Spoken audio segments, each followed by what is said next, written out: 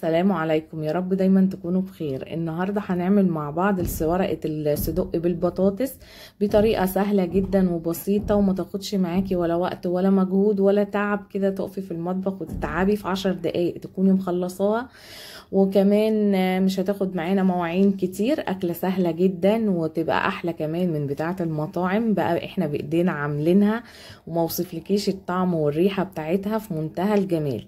تابعي بقى معايا الفيديو للآخر عشان نعرف التكات بقى والحاجات اللي احنا عملناها فيها علشان نخليها بالمنظر الجميل ده زي ما انتوا شايفين.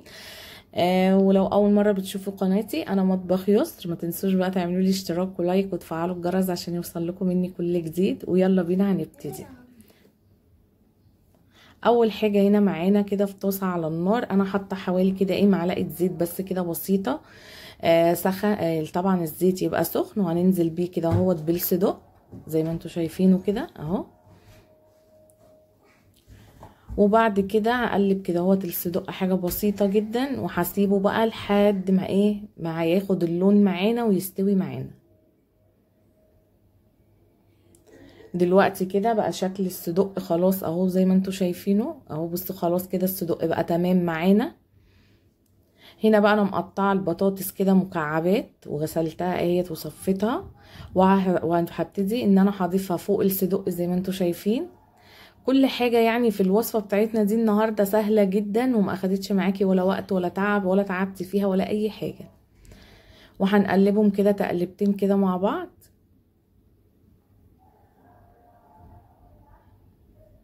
اهي. وبعد كده بتبقي بقى مقطعه فلفل الوان واخضر اهو زي ما انتوا شايفين كده، ومعانا بصل ومعانا برضو طماطم ببقى مقطعاها. يبقى هنا مقطعين فلفل الوان وبصل واخضر وطماطم، هي يعني حوالي طماطميه بتبقى واحده بس.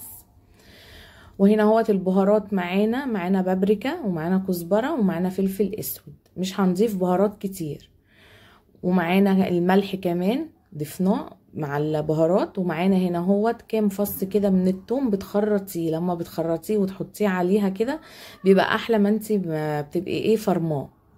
وهنقلب بقى كل المكونات بتاعتنا كده مع بعض كويس جدا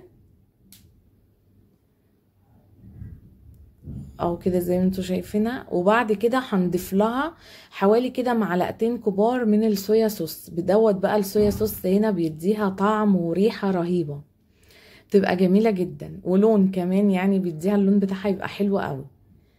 وهنقلبهم كده وهنسيبهم بقى على النار كده حبة، يعني كل بقى ياخد كده اهوت من طعم بعضه. وهنضيف لهم كمان دلوقتي معانا معلقتين كده من الصلصة. انا دوبتها في حبة مية، معلقتين صلصة على حبة مية كده دوبتهم وضفتهم عليها. حابة تضيفيها ديت ممكن، مش حابة بقى تضيفيها براحتك. انا بس ضفتها برضو عشان تديها كده يا لون حلو بس كده. وهنسيبهم بقى شوية كده اهوت على النار مع بعض كده كل المكونات اللي احنا حطيناها يعني يا دوب تاخد لها غلوة كده واحدة بس كده وخلاص. هنا بقى كده خلاص انا كنت طفيت عليها النار. هنا بقى في الصينية انا حاطة هنا في الصينية بتاعتي، حاطة هنا ورق الفويل وورق الزبدة من فوق. وهبتدي بقى انزل بكل المكونات بتاعتنا هنا في الصينية زي ما انتوا شايفين كده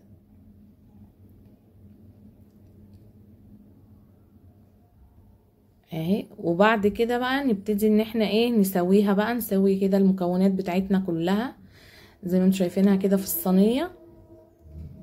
ما اقولكوش بصراحة والله على الريحة كانت بتاعتها تحفة.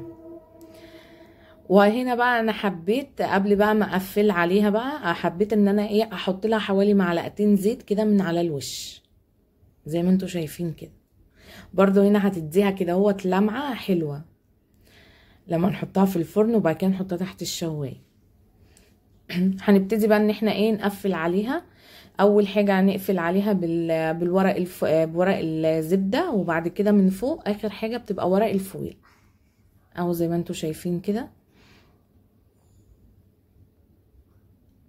ما ينفعش ان انتي تقفلي على الحاجة وتدخليها في الفرن على طول كده وتكتميها بيها كده بورق الفويل على طول يعني بيبقى غلط. فاول حاجه بتبقى ورقه الزبده، وبعد كده هوت بتبقى ايه ورق الفويل من فوق، واقفل عليها بقى كويس جدا. مش عايزين بقى اي بخار يطلع منها ولا اي حاجه، زي ما انتم شايفين كده اهي.